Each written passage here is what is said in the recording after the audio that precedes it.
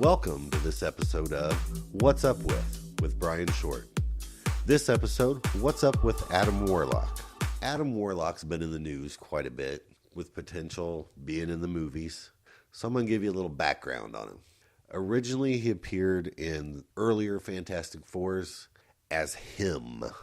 He didn't have a name. He just hatched out of a cocoon created by the Enclave, which was the secretive group of scientists to be the perfect human, the perfect of our species. He busted out of his cocoon, proceeded to kill his creators because they were evil, and went off to pursue perfection. Showed up later in an issue of Thor, gained the name Warlock, fought some space battles, just a little bit. And then we didn't see him for a little while after that either. And then later on, shows up and gets the name Adam Warlock. And this is where the character really starts coming into play. He has cosmic adventures. If you know about comics, when you think cosmic beings and fights and everything else, you usually think Adam Warlock in there somewhere. He had some fights and oddball stuff written by Roy Thomas for a while. And then he really came into being when Jim Starlin took over. The Thanos cosmic battles and the Soul Gem. What the Soul Gem is one of the Infinity Stones. If you don't know what an Infinity Stone is, well, you probably shouldn't be listening to this podcast because you're not watching the Marvel movies.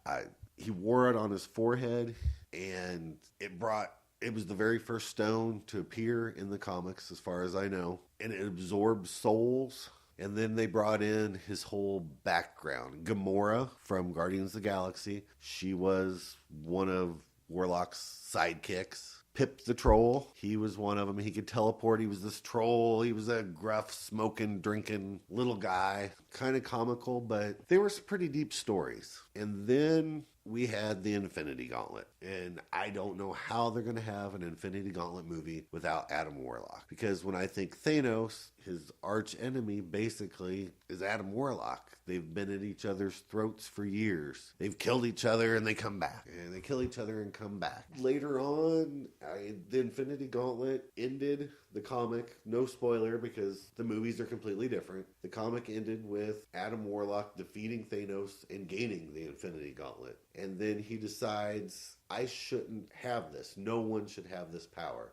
And then he chooses to expel evil and good out of his consciousness. And then right after that, I believe the Living Tribunal shows up and says, you're right, nobody should have this whatsoever. So he makes it so the Infinity Gauntlet, all the gems won't work together anymore, and they spread them out. So the Infinity Watch are people through his world, and his sidekicks, they each get one stone, but they can never work together. It was an interesting concept. It ran for a little while. And then later on, they had the Infinity War. The Infinity War was when Adam Warlock expelled all the evil out of him, it created Magus, which was in reference to a character from a past story, which was the future Adam Warlock that ran a church. But we're not going to cover all that now, too. It's too convoluted. We'll just say it's the evil version of Adam Warlock. And they battled, and it is a big crossover. Good guys win.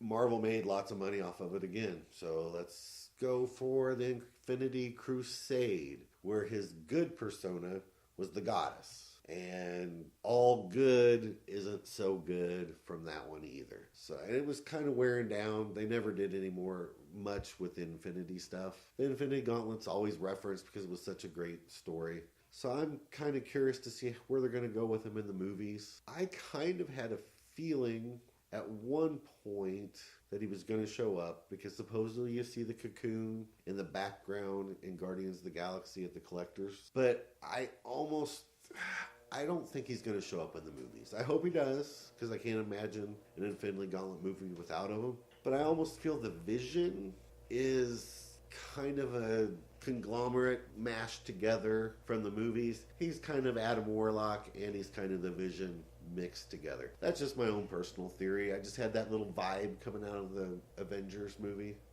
with that, because I believe he has the Soul Stone too stuck in his head, or the Mind Stone. We don't know. I don't think it was ever named per se. But that's pretty much Adam Warlock.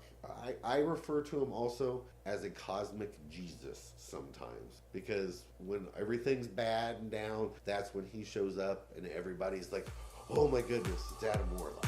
So that's Adam Warlock. Thank you much.